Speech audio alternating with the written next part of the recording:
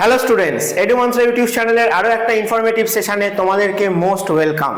সম্প্রতি এই নিউজটা কি তোমাদের চোখে পড়েছে? 2024 সালের একদম শেষের দিকে ক্রিসমাসের সময় কিন্তু চায়না গভর্নমেন্ট ডিক্লেয়ার করেছে যে ব্রহ্মপুত্র রিভারের ওপর তারা আরও একটা ড্যাম বানাতে চলেছে। অলরেডি ব্রহ্মপুত্রের ওপর টিবেট রিজিয়নে চায়না অনেক কটা ড্যাম বানিয়েছে, কিন্তু এই ড্যামটা যেখানে ব্রহ্মপুত্র বা যাকে আমরা টিবেটে ইয়ারলাং জাংপো বলে চিনি, সেই রিভারটা যখন ইন্ডিয়াতে অরুণাচল প্রদেশে এন্টার করছে, নামচা বারোয়া পিকের কাছে যখন ইউ টার্ন বেন্ড নিয়েছে ব্রহ্মপুত্র রিভার বা ইয়ারলাং জাংপো, সেই জায়গাতে অলমোস্ট বলতে গেলে ইন্ডিয়ার একদম বর্ডারের খুব কাছে কিন্তু এই ড্যামটা চায়না বানাতে চলেছে। এবং বলা হচ্ছে যে এই ড্যামটা বানানো হয়ে গেলে এটাই নাকি হয়ে যাবে ওয়ার্ল্ডের লার্জেস্ট ড্যাম, যেটা ব্রহ্মপুত্র রিভারের ওপর চায়না বানাচ্ছে।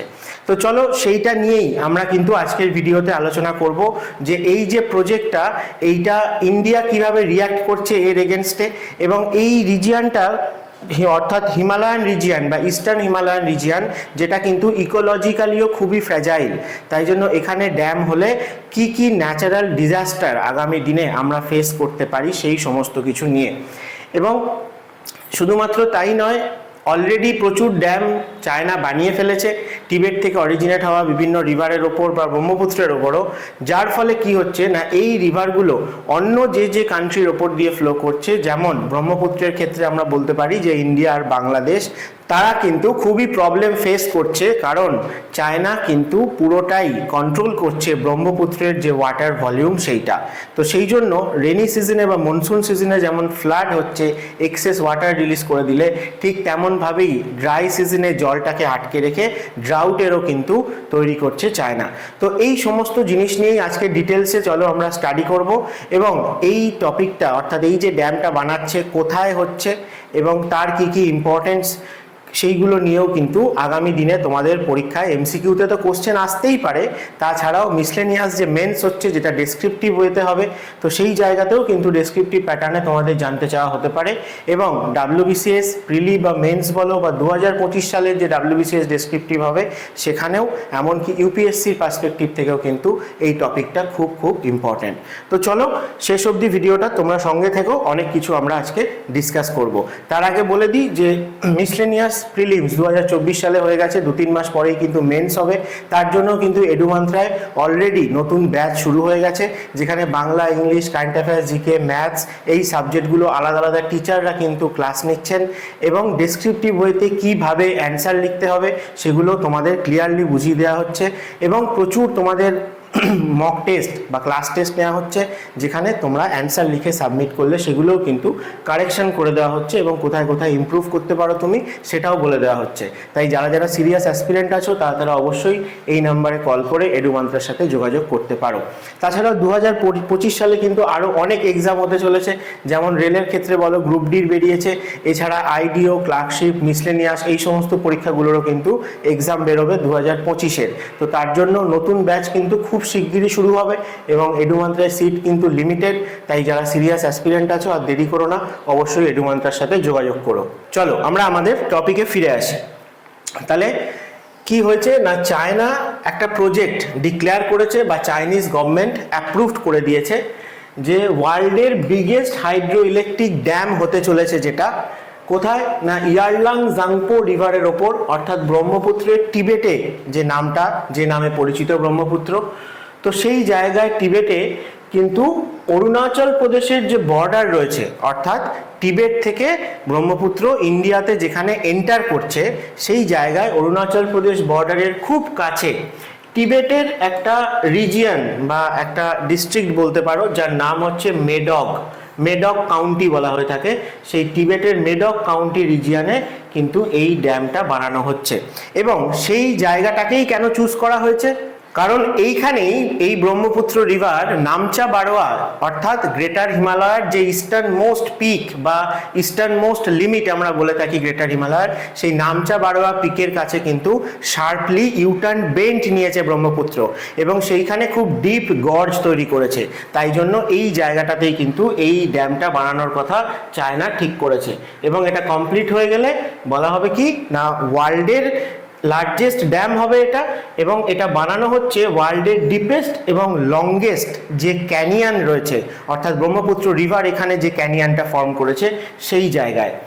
এবং এটা 60,000 মেগাওয়াট মানে 60 গিগাওয়াট পাওয়ারের কিন্তু ড্যাম হবে, যেটা এখন যেটা ওয়ার্ল্ডের মধ্যে লার্জেস্ট ড্যাম সেটাও চায়নায় রয়েছে, থ্রি গর্জেস ড্যাম, যেটা বানানোর জন্য কিন্তু তার যে রিজার্ভারের এত ওয়াটার ভলিউমের প্রেশার আর্থের ক্রাস্টের ওপর পড়েছিল, যে কারণে আমাদের আর্থের যে রোটেশনাল টাইম সেটাও কিন্তু কিছুটা কমে গিয়েছিল। এই খবরটাও কিন্তু নিউজে এসেছিল লাস্ট ডিকেডে। তো সেই যে থ্রি গর্জেস ড্যাম, সব থেকে বড় ড্যাম যেটা চায়নার হুবেই প্রভিন্সে রয়েছে এবং ইয়াংজে রিভারের ওপর রয়েছে, এটাও কিন্তু জিকের দিক থেকে তোমাদের খুব ইম্পর্টেন্ট যে থ্রি গর্জেস ড্যাম ইয়াংজে রিভারের ওপর রয়েছে চায়নার হুবেই প্রভিন্সে। এবং এই থ্রি গর্জেস ড্যাম ছিল মানে এখন প্রেজেন্টলি ওয়ার্ল্ডের মধ্যে লার্জেস্ট হাইড্রো পাওয়ার প্রজেক্ট বা মাল্টিপারপাস প্রজেক্ট বা ড্যাম বলতে পারো, যার ক্যাপাসিটি হচ্ছে 22,500 মেগাওয়াট ইনস্টল ক্যাপাসিটি। আর নতুন যে ড্যামটা হতে চলেছে মেডক কাউন্টিতে, সেটা 60,000 মেগাওয়াট, মানে এর প্রায় 3 টাইমস। তাহলে কোথায় হচ্ছে যদি আমরা ম্যাপে দেখে নিই, তাহলে এইটা আমরা দেখতে পাবো যে টিবেটে ইয়ারলাং জাংপো রিভারের পাথ, এবং ফাইনালি এই নামচা বারোয়া পিকের কাছে আমরা ব্রহ্মপুত্রকে এরকম ইউ টার্ন বেন্ট নিতে দেখতে পাই, যেমনটা হিমালয়েরও দেখা যায়। এটা ইস্টার্ন সাইডে, আর ওয়েস্টার্ন সাইডে গেলে আমরা ইন্দাস রিভারের এরকম শার্প বেন্ট দেখতে পাই, ইউ টার্ন বেন্ট। কোথায় না নাঙ্গা পর্বতের কাছে। তো এই যে বেন্ট নিচ্ছে নামচা বারোয়ার চারিদিক দিয়ে, ইউ টার্ন বেন্ট নিয়ে তারপরে ফাইনালি অরুণাচল প্রদেশে এন্টার করছে ব্রহ্মপুত্র। অরুণাচল প্রদেশে যদি ওই রিভারটার নাম আমরা সিয়াং রিভার বলে থাকি বা দিহং রিভার বলে থাকি। তো এই জায়গাতেই কিন্তু এই যে মেডক কাউন্টি এবং গ্রেট ইউটার্ন বেন্ট দেখতে পাচ্ছ, সেই জায়গাতেই কিন্তু এই প্রপোজড করা হয়েছে এই ড্যামটাকে।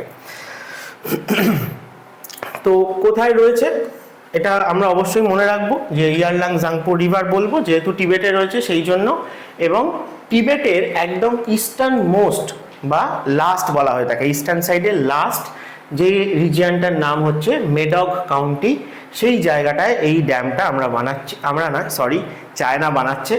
এটা অলরেডি চায়না ডিক্লেয়ার করে দিয়েছে, মানে কাজ শুরু হয়ে গেছে, এবং যেটা অরুণাচল প্রদেশের বর্ডারের খুবই কাছে। এবং এই প্লেসটাকে চুজ করার ক্ষেত্রে আরও কারণ হিসেবে বলানো হয়েছে যে এই জায়গাটায় এলিভেশনটাও অনেকটা কম এবং অ্যাবান্ডেন্ট রেনফল আমরা এখানে দেখতে পাই। এবং বলা হয়ে থাকে যে টিবেটের মধ্যে সবথেকে বেস্ট ইকোলজিক্যাল রিজিয়ান এই মেডক কাউন্টি রিজিয়ানটা, যেহেতু ইস্টার্ন হিমালয়ান এই রিজিয়ানটা প্রচুর রেনফল পেয়ে থাকে, তাই জন্য এখানে বায়োডাইভার্সিটি খুব রিচ।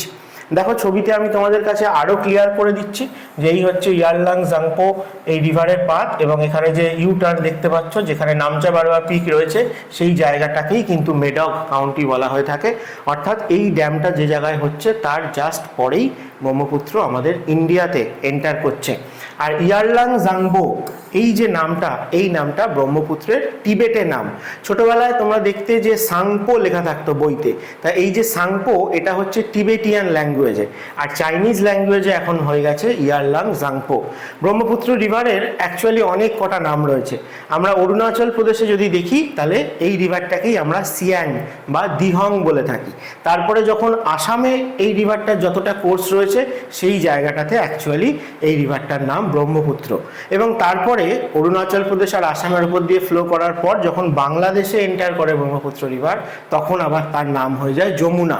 হ্যাঁ, এটার নামও যমুনা, তবে ইন্ডিয়াতে গঙ্গার যে ট্রিবিউটারি যমুনা তাকে আমরা ওয়াই দিয়ে লিখে থাকি, বাট বাংলাদেশে ব্রহ্মপুত্রের নাম যে যমুনা তাকে আমরা জে দিয়ে লিখে থাকি। চলো এরপরে দেখে নিই, বলছে যে এখনো অবধি এই ড্যামটা নিয়ে কি কি গল্প রয়েছে সেটা যদি আমরা একটুখানি আগে উল্টে দেখি ইতিহাসে, তাহলে দেখব যে এইটা চায়নার বরাবরই একটা প্ল্যান ছিল যে ব্রহ্মপুত্র রিভারের যেখানে গ্রেট বেন্ড হচ্ছে এই মেডক কাউন্টির কাছে, সেই জায়গায় কিন্তু চায়না একটা এরকম ড্যাম বা বড় মাল্টিপারপাস প্রজেক্ট বানাবে।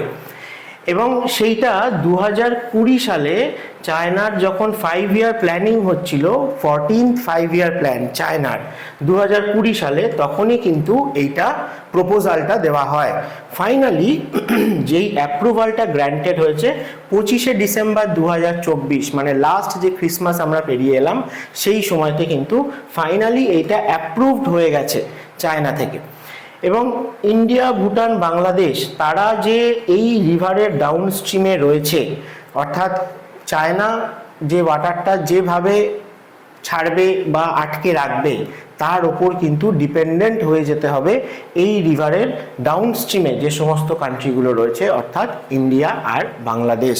তাই তাদের ক্ষেত্রে খুবই সিরিয়াস একটা চিন্তার কারণ হয়ে দাঁড়াতে চলেছে এটা।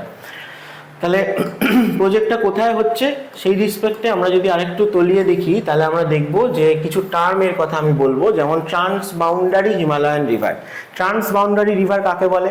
কোনো রিভার যখন দুটো কান্ট্রির বাউন্ডারি বা বর্ডার দিয়ে ফ্লো করে, অথবা আমরা বলতে পারি যে ওই রিভারের যেটা পাথ সেটাকেই আমরা দুটো দেশের মধ্যে ইন্টারন্যাশনাল বাউন্ডারি হিসেবে কনসিডার করে নিয়েছি, তখন সেরকম রিভারকে আমরা ট্রান্সবাউন্ডারি রিভার বলি। যেমন ইন্ডিয়ার সাথে যদি আমরা নেপালের দেখি, উত্তরাখণ্ড আর নেপালের মাঝে বর্ডারে আমরা কালী রিভারকে পাই, এটাও ট্রান্সবাউন্ডারি রিভার। বা নেপাল আর আমাদের ওয়েস্ট বেঙ্গলের দার্জিলিংয়ের মাঝে আমরা মেচি রিভারকে পাই, সেটাও ট্রান্সবাউন্ডারি রিভার। অথবা ওয়েস্ট বেঙ্গলের নর্থ 24 পরগনার সাথে বাংলাদেশের বর্ডারে আমরা ইছামতি রিভারকে পেয়ে থাকি। এগুলো সবই ইন্টারন্যাশনাল বাউন্ডারি ডিমার্কেট করছে, এগুলোকে বলে ট্রান্সবাউন্ডারি রিভার। তাহলে ব্রহ্মপুত্র এইটুকু রিজিয়ানে যেখানে এন্টার করছে টিবেট বা চায়না থেকে ইন্ডিয়াতে, সেই জায়গাটায় ট্রান্সবাউন্ডারি রিজিয়ান পাই। এবং এর 4টে রিপেরিয়ান কান্ট্রি রয়েছে। রিপেরিয়ান কান্ট্রি বলতে কি বোঝায় না, কোনো রিভারের আশপাশে যে রিজিয়ান রয়েছে বা রিভারটা যে যে কান্ট্রির ওপর দিয়ে ফ্লো করছে, স্পেসিফিক্যালি রিপেরিয়ান স্টেটস বলা হয়, রিপেরিয়ান সিটিজ বলা হয়, রিপেরিয়ান সেটেলমেন্ট বলা হয়। ঠিক আছে, তাহলে এই রিভারের ওপর ভরসা করে তাকে কাজে লাগিয়ে তার সহায়তায় এর আশেপাশে যে সমস্ত বসতি গড়ে উঠেছে বা দেশ আছে তাদেরকে আমরা রিপেরিয়ান বলে থাকি। তাই রিপেরিয়ান কান্ট্রি এখানে 4টে বলা হচ্ছে, কারণ ভুটানকেও ইনক্লুড করা হয়, কারণ ইয়ারলাং জাংপো যখন টিবেটে ফ্লো করছে সেই জায়গায় ভুটানেও কিন্তু তার ড্রেনেজ বেসিনের মধ্যে পড়ে। অথবা আসামে যখন ফ্লো করছে তখনও আমরা কিছু রিভারকে পাবো যারা ভুটান থেকে অরিজিনেট হয়েছে, যেমন সবথেকে ইম্পর্টেন্ট মানস রিভার। ঠিক আছে, তো সেই রিভার কিন্তু ফাইনালি এই ব্রহ্মপুত্র রিভারের ট্রিবিউটারি, তো সেই জন্য ভুটানও এই রিভারের ড্রেনেজ বেসিনের মধ্যে আসে। তাই জন্য টিবেট রিজিয়ান এবং ভুটান, ইন্ডিয়া, বাংলাদেশ এই 4টে রিপেরিয়ান কান্ট্রি পড়ে।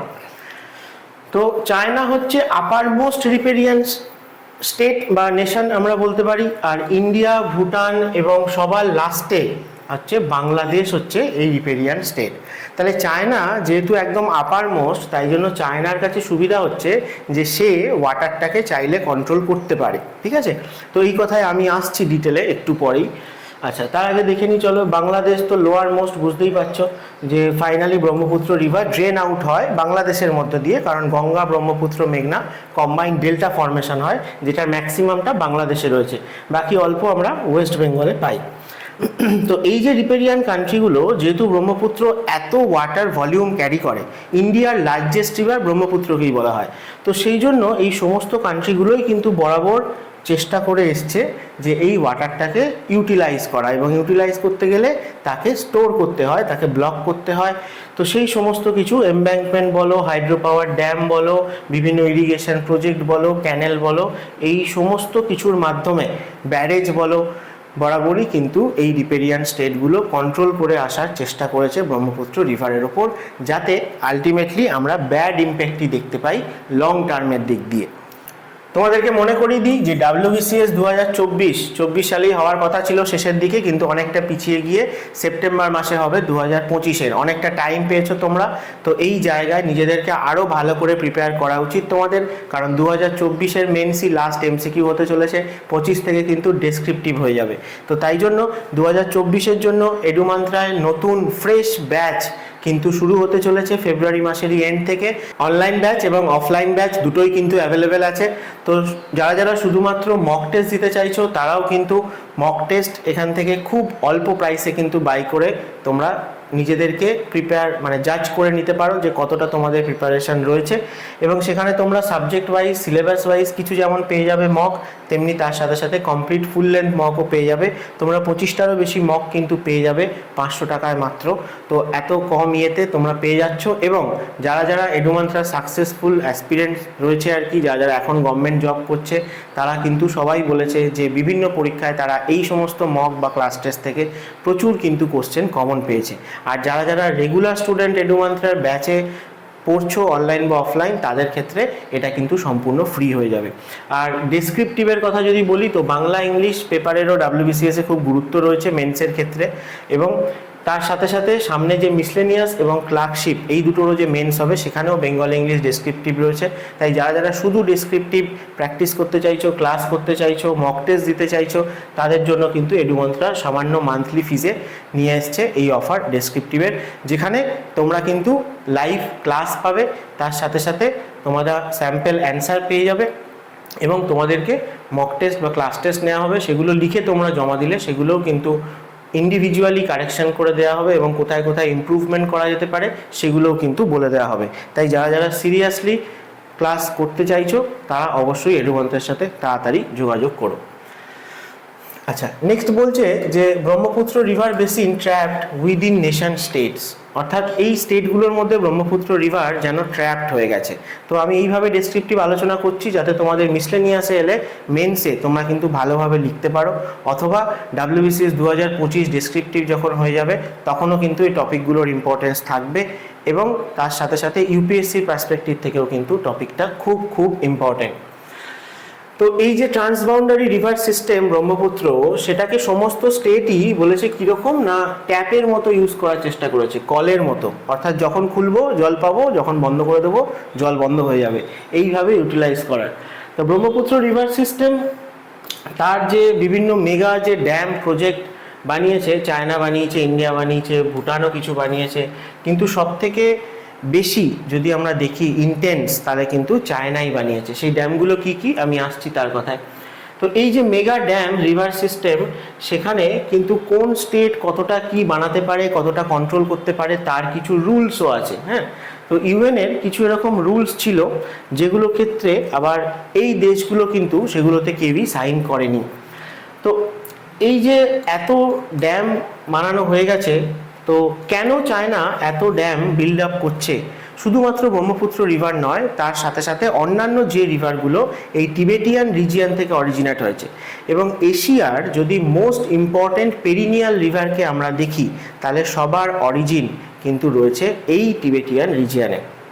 তো রিসেন্টলি লাস্ট ডিকেডের ক্ষেত্রে চায়না একবার মেকং রিভারের সাথেও এরকম করেছিল। তার মেকং রিভারের ডাউনস্ট্রিমে যে কান্ট্রিগুলো রয়েছে সেগুলো সাউথ ইস্ট এশিয়ায় পড়ে, যেমন লাওস, কাম্বোডিয়া, এবং মেকং রিভারের ডেল্টা রয়েছে ভিয়েতনামে।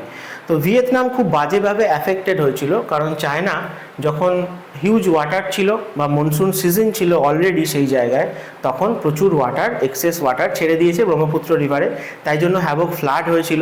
আবার যখন ড্রাই সিজন, তখন এই ওয়াটারটাকে সে আটকে রেখে নিজে ইউটিলাইজ করেছে, তাই জন্য তার ডাউনস্ট্রিমের স্টেটগুলোতে কিন্তু প্রচুর মানে হেভি ড্রাউট হয়েছিল। ঠিক আছে, তো ভিয়েতনাম এটা ফেস করেছে, মেকং রিভারের সাথে চায়না এটা করেছিল। তো আগামী দিনে আমরা বলছি যে থার্ড ওয়ার্ল্ড ওয়ার যেটা, তো সেটায় এই যে ওয়াটার ওয়ার খুব একটা ইম্পর্টেন্ট জায়গা নিতে চলেছে। যে চায়নাই কিন্তু এটা প্রথম ওয়ার্ল্ডে ইন্ট্রোডিউস করেছে যে ওয়াটারকে কন্ট্রোল করে কিভাবে আমি আমার ডাউনস্ট্রিমের স্টেটগুলোকে শেষ করে দিতে পারি। তো সেই জন্য এই ওয়াটার ওয়ার টার্মটা ইনক্লুড হয়েছে। এবং এই যে হঠাৎ করে জল ছেড়ে দিয়ে ফ্লাড করা, তো এটাকে আমরা ওয়াটার বম্ব বলেও কিন্তু ইউজ করছি। তো চায়না, সেটাই বলা হয় যে এশিয়ার যে ওয়াটার টাওয়ার, সেই জায়গায় চায়না বসে আছে। কারণ টিবেটের থেকেই আমরা দেখতে পাবো যে ম্যাক্সিমাম যে পেরিনিয়াল রিভার এশিয়ার, গোটা এশিয়ার, তারা কিন্তু এই টিবেট রিজিয়ন থেকেই অরিজিনেট হয়েছে। তো চায়নার এই যে হাইড্রোক্রেসি, এই যে ওয়াটার ওয়ার, সেখানেই চায়না নিজেকে এগিয়ে নিয়ে যেতে গেলে আরও অনেক এরকম ড্যাম বানিয়েছে, যার মধ্যে ইয়াংজে রিভারের ওপর 3 গর্জেস ড্যামটা এখনও অবধি ওয়ার্ল্ডের লার্জেস্ট ড্যাম। এবং ব্রহ্মপুত্র রিভারের ওপরেও আরও অনেক ড্যাম বানিয়েছে। যদি তোমরা দেখো যে এই যে দাগু প্রজেক্ট, জেকসু প্রজেক্ট, জ্যাংমু প্রজেক্ট, জিয়াসা প্রজেক্ট, এরকম প্রচুর ড্যাম কিন্তু অলরেডি বানিয়ে ফেলেছে চায়না, ঠিক আছে। এবং সেগুলো সবই কিন্তু তোমরা দেখতে পাবে যে এই টিবেটের ইস্টার্ন রিজিয়নের দিকে, মানে যে জায়গাটায় বলছিলাম যে ওয়াটার অ্যাভেলেবিলিটি আস্তে আস্তে যত ব্রহ্মপুত্র রিভারের ইনক্রিজ করছে, এই ইস্টার্ন টিবেটের দিকে অর্থাৎ ইন্ডিয়াতে এন্টার করার জাস্ট আগে এই জায়গাতেই কিন্তু অলরেডি 4টে ড্যাম ব্রহ্মপুত্রের ওপর বানিয়ে ফেলেছে চায়না। এবং এখন যেটা আমরা কথা বলছি মেডক কাউন্টিতে, সেটা রয়েছে আরও ইস্টার্ন সাইডে, যেখানে গ্রেট ইউটার্ন বেন্ট হচ্ছে ব্রহ্মপুত্রের সেই জায়গায়। তো এই যে প্রজেক্টগুলোর নাম এখানে দেখতে পাচ্ছ যে এই 4টে প্রজেক্ট অলরেডি রয়েছে ব্রহ্মপুত্র রিভারের, এবং তারপরে ফাইনালি আরও আমাদের আরেকটা প্রজেক্ট হতে চলেছে মেডক কাউন্টি। তো এইভাবে ব্রহ্মপুত্রকে পুরোটাই কন্ট্রোল করতে চাইছে কে না, চায়না। তো তার ফলে তার এই যে ডাউনস্ট্রিমে বা অন্য রিপেরিয়ান স্টেটগুলোতে যে সমস্ত কমিউনিটি রয়েছে তাদের কাছে এই ব্যাপারটা কতটা হার্মফুল। তা আমরা যদি দেখি যে এই যে রিভার সিস্টেম, এটা তো হিমালয়ান রিভার সিস্টেম, সে দীর্ঘদিন ধরে তার যে চেঞ্জ সেটা যেমন বয়ে নিয়ে চলেছে, অর্থাৎ আমরা জানি যে রিভারগুলো তার কোর্স শিফটিংয়ের জন্য ইম্পর্টেন্ট। তো তাদের যে শেপ সাইজ, তাদের যে কোর্স, এইগুলো তারা যেভাবে দীর্ঘদিনভাবে বদলে এসছে, তার আশেপাশের যে সমস্ত কমিউনিটি তারাও কিন্তু তার সাথে অ্যাডজাস্ট করে চলে এসছে, কিন্তু অর্থাৎ নেচারের সাথে খুব ভালো রিলেশন নিয়ে চলে এসছে। কিন্তু যে সমস্ত কান্ট্রিগুলো এর ওপরে, বা মূলত চায়নায় যদি বলি, যে দুম করে আমি যদি কোনো মেগা হাইড্রোইলেকট্রিক এরকম পাওয়ার প্রজেক্ট বা মাল্টিপারপাস ড্যাম বানিয়ে দিই, যেটা সেই জায়গাকার যে আমার নলেজটা থাকা দরকার, যে এইখানে নেচার কী এই রিভারটার, এখানে আমি যদি ড্যাম বানাই তাহলে এই জায়গায় আমার ন্যাচারাল ক্যালামিটি বা পসিবিলিটি অফ ডিজাস্টার কোনটা কীভাবে ইনক্রিজ করতে পারে, এইগুলো কিন্তু সম্বন্ধে কেউ স্টাডি করে না, বা এগুলোর কথা বললেও কেউ পাত্তা দেয় না।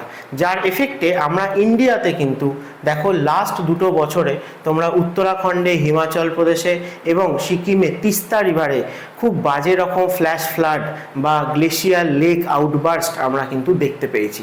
তো এগুলো কিন্তু এই কারণের জন্যই ঘটে যে আমরা বলতে পারি যে সেই জায়গাকার যে টোপোগ্রাফি, তার যে নেচার, তার যে ইকোলজি, সেইটা সম্বন্ধে স্টাডি না করে সেই জায়গায় যা কিছু কনস্ট্রাকশন করে দেওয়া, ঠিক আছে, সেই কারণের জন্য। এবং এই যে বলছে টিবেটিয়ান যে কমিউনিটি, মানে টিবেটে বা তার যে ডাউনস্ট্রিমে যে কমিউনিটিগুলো রয়েছে, তারা কিন্তু আলটিমেটলি তাহলে কি হচ্ছে, এই মেগা হাইড্রো পাওয়ার প্রজেক্টগুলোর ছত্রছায়ায় তাদেরকে এবার থেকে বেঁচে থাকতে হবে। অর্থাৎ এই প্রজেক্টগুলো যেভাবে ওয়াটারকে ইউটিলাইজ করবে, ঠিক ততটাই ওয়াটার কিন্তু ডাউনস্ট্রিমের যে কান্ট্রিগুলো তারা একমাত্র পাবে। তো সেই জন্য পেরিনিয়াল ফ্লো ব্রহ্মপুত্রের যেটা রয়েছে, সেটা ইন্ডিয়া আর বাংলাদেশ তাদের ক্ষেত্রে ব্যাপারটা খুবই সমস্যার হয়ে দাঁড়াবে যদি চায়না পুরোটাই কন্ট্রোল করে। The blocking of perennial flow, the maintenance of a mega hydropower project dam, the magnitude of China planning, Great Bend, এটা তো আগেই বললাম যে কোথায় করছে এবং কেন এই জায়গাটায় করছে। সেক্ষেত্রেও আমরা বলেছিলাম যে সারফেস ওয়াটার লেভেল, মানে শুধুমাত্র এই জায়গাটার এলিভেশনটা একটু কম বা রেনফল বেশি হয়, ওয়াটার অ্যাভেলেবিলিটি বেশি, সেই জন্যই নয়, তার সাথে সাথেই মানে ওয়াটার অ্যাভেলেবিলিটি বেশি বলেই গ্রাউন্ড ওয়াটার লেভেলটাও কিন্তু এখানে যথেষ্ট হাই, সেই জন্যও কিন্তু এখানে চায়না এই ড্যামটা করার কথা ঠিক করেছে।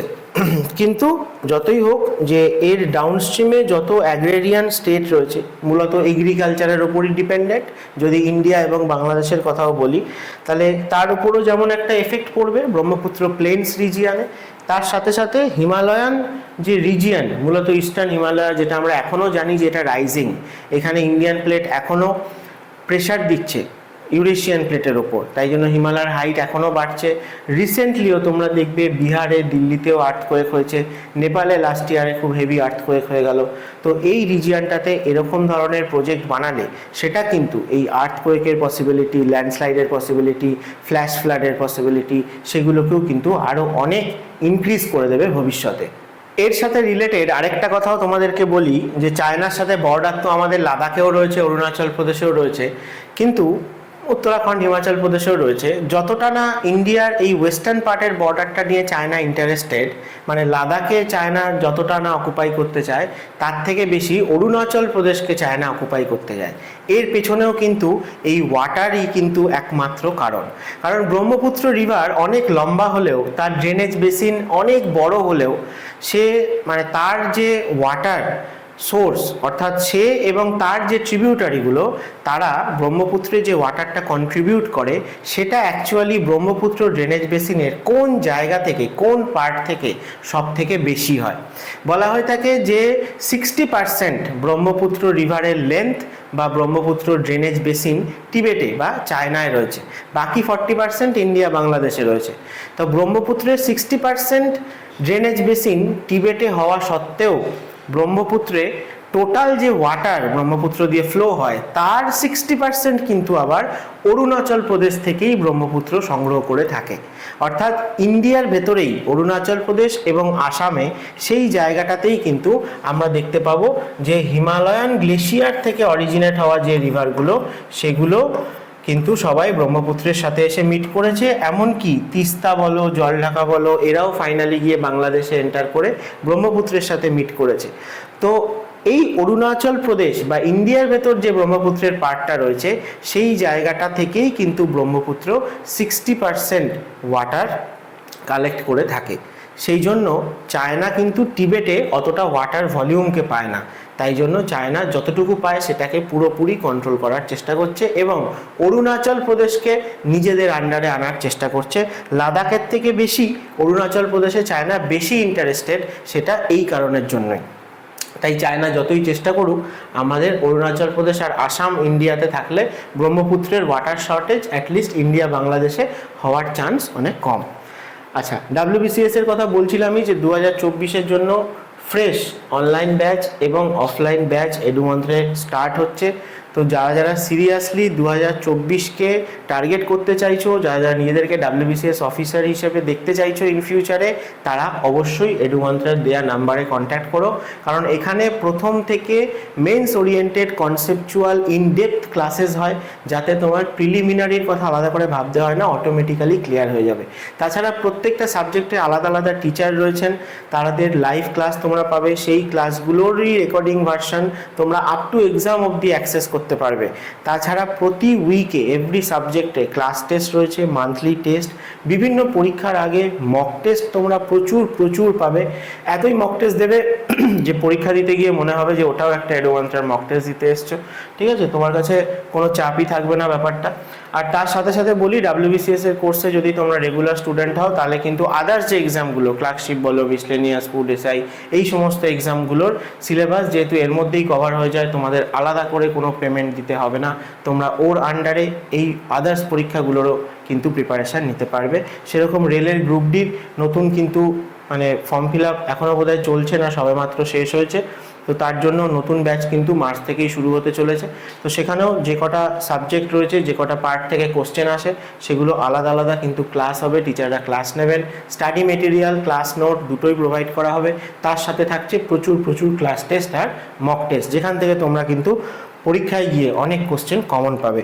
তাই আর দেরি করো না, যারা যারা সিরিয়াসলি ভাবছো যে 2025-এ কোনো না কোনো একটা পরীক্ষা ক্র্যাক করবে, তারা অবশ্যই এডুমন্ত্রের সাথে কন্ট্যাক্ট করো।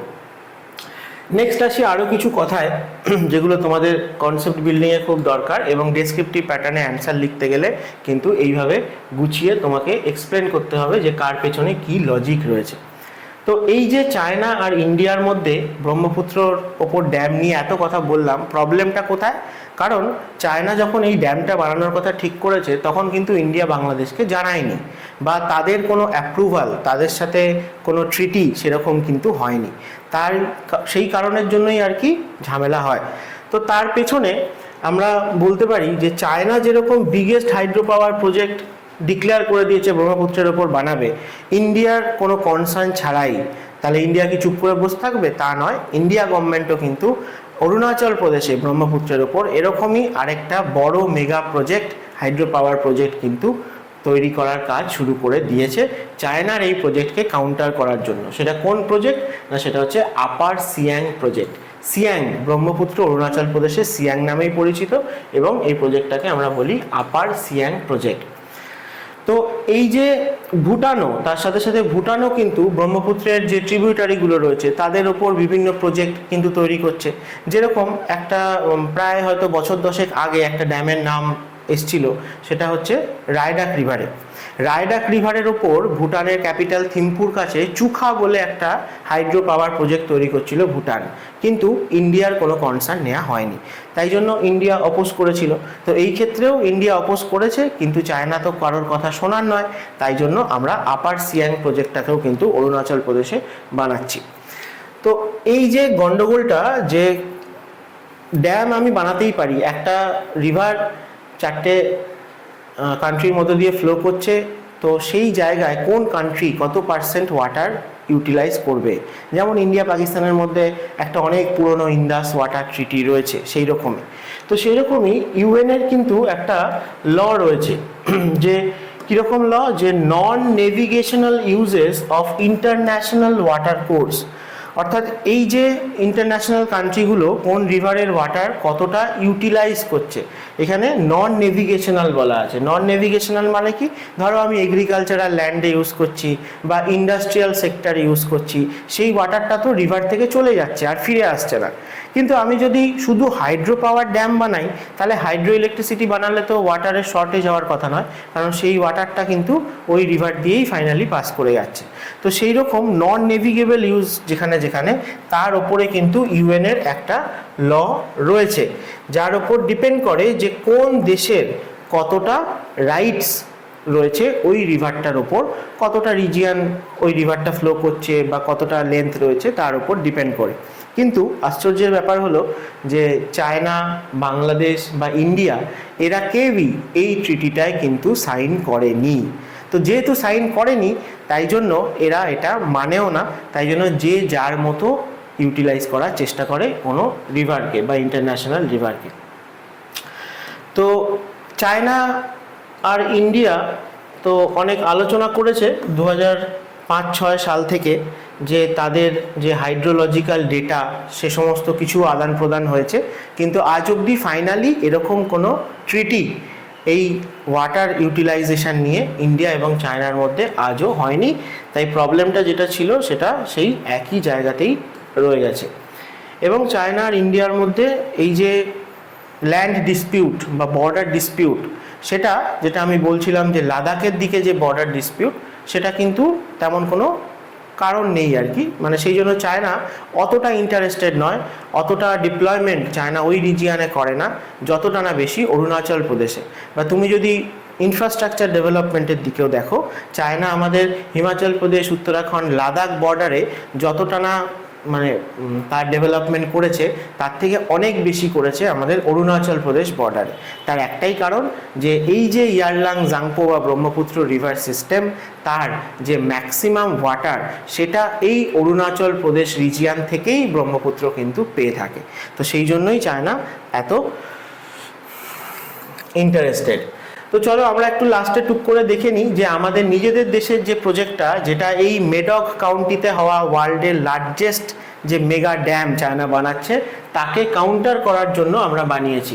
তাহলে তার পারপাস কি? তাহলে প্রথম কথা এটাই আসে যে চায়নাকে কাউন্টার করার জন্য, চায়নার যে এত বড় ড্যাম মেডকে হচ্ছে, তাকে কাউন্টার করার জন্যই আমরা কিন্তু এই আপার সিয়াং প্রজেক্টটা বানিয়েছি।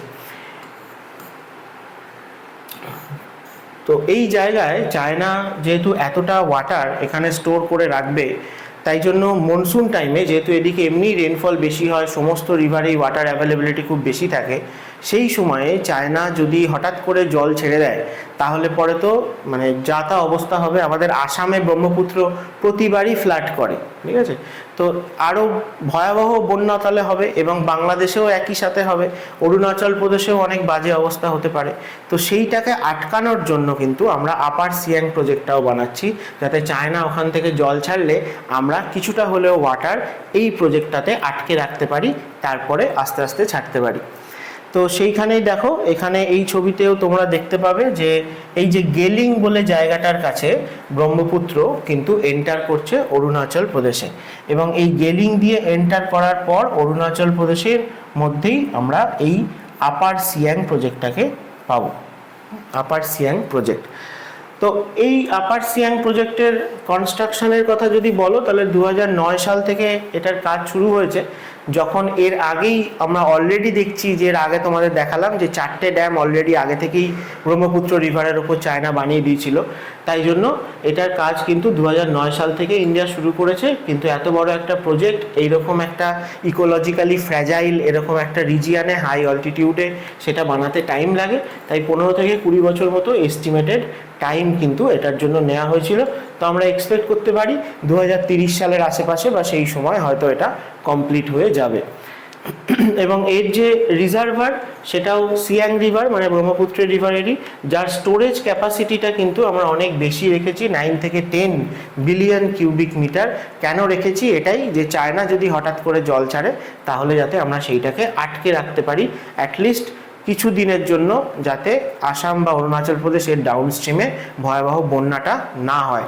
এবং যখন ড্রাই সিজন আসবে তখনও কিন্তু একই রকম ব্যাপার, চায়না তো জল ছাড়বে না, তাই আগের যে ওয়াটার সেটাকে যদি আমরা এখানে স্টোর করে রাখি তাহলে ড্রাই সিজনে আমরা অল্প অল্প করে সেটা ছাড়লে ডাউন স্ট্রিমে ওই রিপেরিয়ান কান্ট্রিগুলোর আশেপাশে যে সমস্ত কমিউনিটিস রয়েছে, যে সমস্ত এগ্রিকালচারাল ল্যান্ড রয়েছে, তারা কিন্তু সেটা ইউটিলাইজ করতে পারবে তাদের যেটা নেসেসিটি এবং আমাদের ডেলি লাইফেও যে ফ্রেশ ওয়াটার লাগে সেইটার ক্ষেত্রে।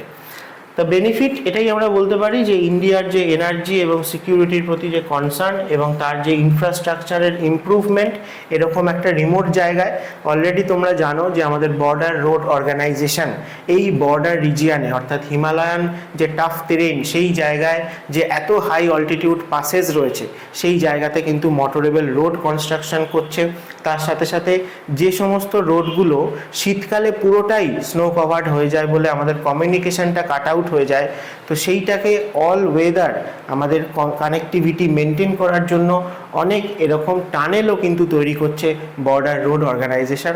অরুণাচল প্রদেশেই যদি আমরা দেখি লাস্ট ইয়ারে একটা টানেল ইনঅগারেটেড হয়েছে, সেটা হচ্ছে সেলা পাসে সেলা টানেল, যেটাও কিন্তু অরুণাচল প্রদেশের তাওয়াং ভ্যালি বা বুমলা পাসের দিকে আর্মির যে কানেক্টিভিটি ইন্ডিয়ান আর্মির সেটাকে সারা বছর কিন্তু মেনটেন রাখতে খুবই হেল্পফুল। তো সেই রকমই এখানেও ইনফ্রাস্ট্রাকচার ডেভেলপমেন্ট হবে এবং তার সাথে সাথে ওয়াটার ইউটিলাইজেশন আমরা ঠিকঠাকভাবে করতে পারবো। এবং এই অরুণাচল প্রদেশের আর আসামে ফ্লাডকে আটকানো, ড্রাউটকে আটকানো, ইরিগেশন প্রপারলি প্রোভাইড করা এবং ফ্রেশ ওয়াটার সাপ্লাই, এবং তার সাথে সাথে বাংলাদেশেও যাতে এর কোনো ব্যাড ইম্প্যাক্ট না পড়ে সেটা কিন্তু ইন্ডিয়া মাথায় রেখেছে এবং সেই জন্যই এই আপার সিয়াং প্রজেক্টটা ইন্ডিয়া তৈরি করছে। তো আশা করি তোমাদের ভিডিওটা ইনফরমেটিভ লেগেছে। যদি তোমাদের মনে হয় যে তোমরা অনেক কিছু জানলে, শিখতে পারলে আজকে ভিডিওটা থেকে, তাহলে অবশ্যই লাইক করে দিও এবং বাকি যারা তোমাদের চেনা জানা বন্ধুবান্ধব অ্যাসপিরেন্ট রয়েছে, কম্পিটিটিভ এক্সামের জন্য প্রিপারেশান নিচ্ছে, তাদের সাথেও শেয়ার করো, তাদেরও খুব হেল্প হবে। এবং আমাদের এডুমন্ত্রা চ্যানেলকে অবশ্যই সাবস্ক্রাইব করো। অন্যান্য সাবজেক্টের ওপরও কিন্তু এরকমই ইনডেপথ এবং ইনফরমেটিভ ডিসকাশন, কনসেপচুয়াল আলোচনা তোমরা এই চ্যানেলেই পেয়ে যাবে। দেখা হবে আবার নেক্সট ভিডিওতে। আজকের মতো টাটা।